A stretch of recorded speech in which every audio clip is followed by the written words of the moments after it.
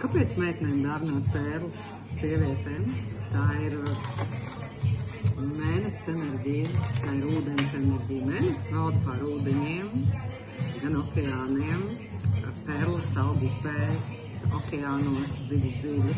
Viņas ir baltas, smaigi rozā, viņas ir melnas un arī tumši zilas, un tās ļoti piestāv dāmām.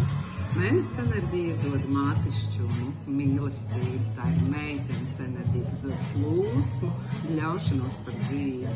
Tā kā ūdens ir tāds informācijas nesējs, vieglums un rotaļīgums, tad pērles ir, viņas visas uztver šo enerģiju. Un šis vieglums, tās pērles ir pildīts ar vieglumu. Un tāpēc vīrieši vēlas, lai viņu dāmas ir rotaļīgas, vieglas, viņās pildās meitenes enerģija, tad dāvana ir pērles. Un dāmas pašas droši atļaujoties sev pērles. Un tas ir pēc izvēles, baltas vai vienādas. Viņas var būt miksētas, tad piešķir viņām vai nu tādu tumīgumu, vai tādu sazemētību, vai melnās, kur ir noslēpumainība. Atļaujamies sev šīs skaistās lietas.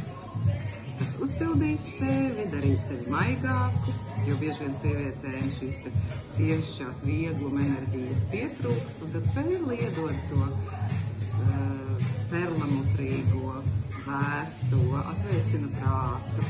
Šis ir tāds ļoti labs veids, kā atvērt savu sievišķu enerģiju, savu ieiet tādā plūsmā, vieglumā un dziļumā un spēlēties kā meitenēm dzīvi.